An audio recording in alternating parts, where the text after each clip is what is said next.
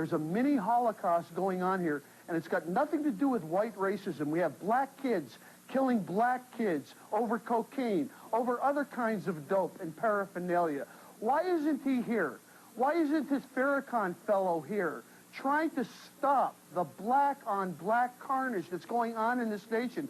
Black raving gangs traveling throughout this nation, killing other black people. All right, Mr. Coakley, answer him. Well, since you gave him the privilege to ask a question, and I then will expect the same privilege subsequent to that, I think it's very clear that black-on-black crime and other syndromes in the black community are what black people do when they don't understand who the enemy is. Part of the problem with the tapes that were heard by those who played them was that in those tapes were names of very prominent people. It talked about the Trilateral Commission, the Council on Foreign Relations, the Bilderberger Group. It talked about those things. It talked about, no, we're not that immature. I don't believe in the word conspiracy. As a researcher, it's my job to present the best evidence. I think that the best evidence is what should go forward, and that you all ought to grow up enough to be able to dialogue with blacks who have legitimate concerns, who just so happen may have been trained by you, who understand your pathologies well, and who would expect you to step up for the dialogue rather than to continue to stoop down. I think Irving is a stooper. Now, Irving, I'd like to ask you, what positive contribution have you made in the last 20 years of your life to have added something to this problem of black-Jewish relationships, rather than to be the manipulator that you are? So obviously, you're not on this show for any positive contribution. Well, I'll tell you, just what is your game? I'll tell you exactly what I did. And perhaps I'm foolish for it now because I realize where you're coming from. I went down south to Forsyth County, Georgia, and I marched with about 25,000 beautiful people, both black and white, and thank God you weren't there, because my stomach would have turned and I would have had to throw up all over you if you don't know there. that I wasn't there. Well, I didn't see you, and thank God I didn't. Because if I hadn't done anything in the last 20 years except stand up to animals like you, then there's a place in heaven for me.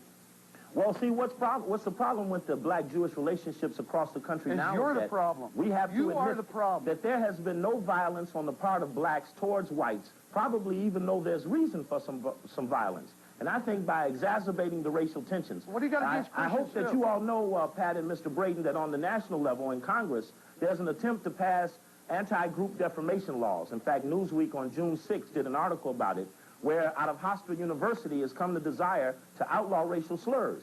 And those people that were alluded to in the article said that they were going to spend this summer setting the climate to make it possible to outlaw racial slurs and make a gentleman like myself a criminal, though I've never been arrested in my life. Well, so it appears as if we're being used to set the climate in America. Mr. Coakley, what gestures have you made toward racial understanding and equality?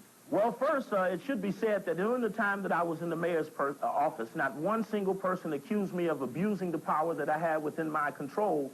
In fact, it strikes me as strange, the Jewish Federation in Chicago used to pass confidential documents to me to take to the mayor prior to anyone even seeing them. That surely doesn't sound like a person who was mistrusted. And I could tell you that in Chicago, we're coming forward with blacks who really represent the black community and disregarding those blacks chosen by Jews for these dialogue ventilation sessions.